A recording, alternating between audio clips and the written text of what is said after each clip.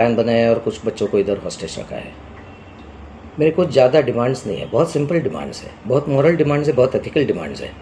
और मेरे कुछ सवाल है, मुझे कुछ लोगों से बात करनी है, उनको सवाल पूछने हैं, उनके जवाब पर अगर मुझे काउंटर क्वेश्चन है तो मुझे काउंटर क्वेश्चन पूछना है, लेकिन मुझे ये जवाब चाहिए। मुझे दूसरा कुछ नहीं चाहिए। ना मैं टेररिस्ट हूँ, ना मेरी बहुत बड़ी पैसों की डिमांड है, कुछ भी पैसों की डिमांड तो है ही नहीं, इमोरल तो बिल्कुल भी नहीं है। सिंपल कॉन्वर्सेशंस करने हैं, और जिसके लिए मैं इन बच्चों को हॉस्टेज लिया है।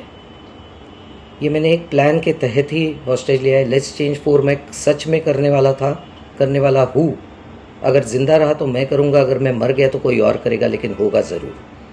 इन्हीं बच्चों के साथ होगा अगर इनको हार्म नहीं होता है तो, because the slightest wrong move from your end will trigger me कि मैं ये पूरा जगह को आग लगा दूँ और उसमें मर जाऊँ। मैं मर जाऊँ या नहीं मर जाऊँ, बच्चे अननेसेसरी हर्ट होंगे, ट्रॉमाटाइज डेफिनेटली होंगे। उसके ऊपर कुछ होगा तो मुझे पता नहीं, उसका ज़िम्मेदार मुझे ना गिना जाए, उसका ज़िम्मेदार उन लोगों को गिना जाए जो अननेसेसरी ये ट्रिगर कर रहे हैं, जबकि एक नॉर्मल कॉमन पर्सन सिर्फ बात करना चाहता है। मेरी बातें ख़त्म होने के बाद मैं खुद ही बाहर आऊँगा।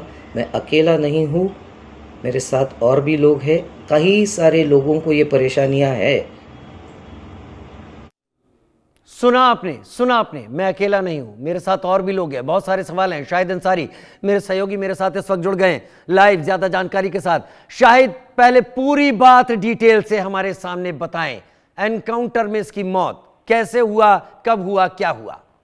राजीव, देखिए, जब ये जानकारी हमें मिली है उस दौरान खुद मुंबई पुलिस की तरफ से जो बयान आया था, उस बयान के मुताबिक ही हमने इस पूरे मामले को लेकर अपने दर्शकों को खबर दी।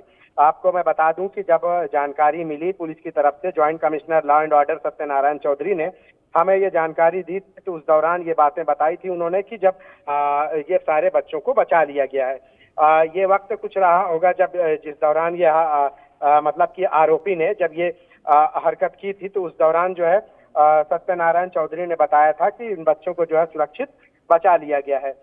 लेकिन जानकारी में उसके बाद फिर जो है ये बात सामने आई है कि आरोपी की तरफ से जो है, जो आरोपी है, इसके पास एक एयर गन थी और पुलिस से जब बातचीत हो रही थी तो उस एयर गन से इसने पुलिस पर यानी कि हमला किया। अब और एयर गन का ऐसा भी रहता है कि राजीव, अगर सही समय सही जगह अगर वो लग जाए तो उससे मौत भी हो सकती है। संभव है कि पुलिस इस दौरान जो है ये नहीं समझ पाई हो कि इसके पास जो एयर गन है, ये एयर गन है या कोई बंदूक है या राइफल है। तो जवाबी फायरिंग में पुलिस ने एक राउंड गोली चलाई, जिसके बाद राजीव इसको जो है ये जख्मी अवस्था में इसको हॉस्पिटल ले जाया गया, जहाँ पे अब तक की जानकारी जो मिली है कि उस हॉस्पिटल में जो है इसकी मौत हो गई है। और आपको मैं बताऊं कि Mumbai police commissioner joint commissioner जो सत्यनारायण चौधरी हैं, उन्होंने तकरीबन 4:26 पर यह बयान जारी किया। इसी बयान के आधार पे हमने जो है सारी जानकारी दी। उस दौरान उन्होंने जो बयान दिया था, उन्होंने कहा था कि सारे बच्चे सेफ हैं, उनके पेरेंट्स को उन्हें हैंडओवर कर दिया गया है। उसके बाद उन्होंने जो डिटेल दी थी उसमें यह कहा था कि आगे की जानकारी जो है वेरिफिकेशन करने के बाद ही दी जाएगी। यानी कि आरोपी से जो है पूछताछ, ये सारी बातें जो है उन्होंने सत्यनारायण चौधरी ने बताई। लेकिन फिर उसके बाद ये जानकारी अभी मिली है कि आरोपी जो एयरगन लिया हुआ था उससे उसने फायरिंग की है। हालांकि एयरगन की फायरिंग जो है कभी कभी जानलेवा भी साबित हो सकती है। पुलिस ने उस दौरान जो है बचाव के लिए एक राउंड फायरिंग की है, जिसके बाद आरोपी को जख्मी अवस्था में हॉस्पिटल ले जाया गया, जहां पे ये जानकारी सामने आई है कि उसकी मौत हो गई है। हालांकि जो लोग उसके कब्जे में थे, उन लोगों के कब्जा होने में भी कुल जो है 18 लोगों को छुड़ाया गया राजीव। इनमें से एक बुजुर्ग थे, एक जवान, बाकी 17 बच्चे थे जिन्हें इसमें यहाँ पे जो है जो ऑडिशन के लिए आए थे। हालांकि आरोपी का जो बयान रहा है राजीव, इस बयान के बाद जो है पुलिस को ये था कि जख्मी अवस्था में उसके बाद उससे पूछताछ की जा सकती थी और पूछताछ के बाद उससे पता चल सकता था कि क्या मामला था। लेकिन ये जानकारी जो है सामने नहीं पाई कि असल वजह क्या रही है। उससे पहले आरोपी की मौत हो गई। जी राजीव, जिसके पहले आरोपी की मौत हो गई, लेकिन 2-3 चीजें वो अपने वीडियो में ऐसी कह गया है जो थोड़ी डरावनी है। एक तो उसने कहा कि मेरे अलावा भी और लोग हैं। क्या ये इसका कुछ इशारा मिला वो और लोग कौन हो सकते हैं? दूसरा सवाल, उसने कहा कि अगर मैं मारा जाता हूं तो कोई और इन बच्चों के साथ ऐसा करेगा।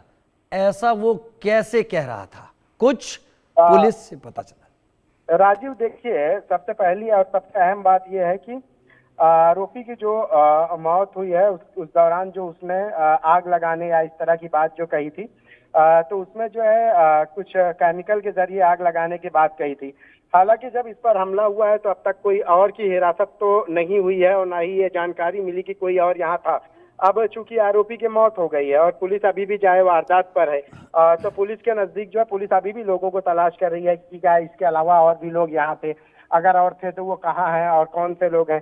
हालांकि अभी तक किसी और की हिरासत में लिए जाने या गिरफ्तारी की बात तो सामने नहीं आई या पुलिस ने जानकारी नहीं दी, लेकिन पुलिस अभी भी जो है इसके बयान के आधार पर उन लोगों को तलाश कर रही है कि क्या वाकई कोई था इसके साथ या ये अकेला था।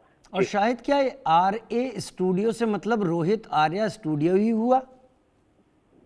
राजीव, इसको लेकर भी जो है अभी तक जो है ये स्पष्ट नहीं हो पाया, क्योंकि पुलिस अभी जो है स्टूडियो और उसके दस्तावेज की पड़ताल कर रही है कि ये स्टूडियो असल में मालिकाना हक किसका था और क्या किराए पर दिया गया था। इन सारी चीजों को लेकर अभी तक पुलिस के हाथ कोई दस्तावेज नहीं लगे, तो इसलिए हम ये नहीं कह सकते कि ये क्या आर्य यानी रोहित आर्या के नाम पर था या किसी और को, क्योंकि जब तक जो है डॉक्यूमेंटेशन या जो एग्रीमेंट की कॉपी वगैरह पुलिस को नहीं मिलेगी।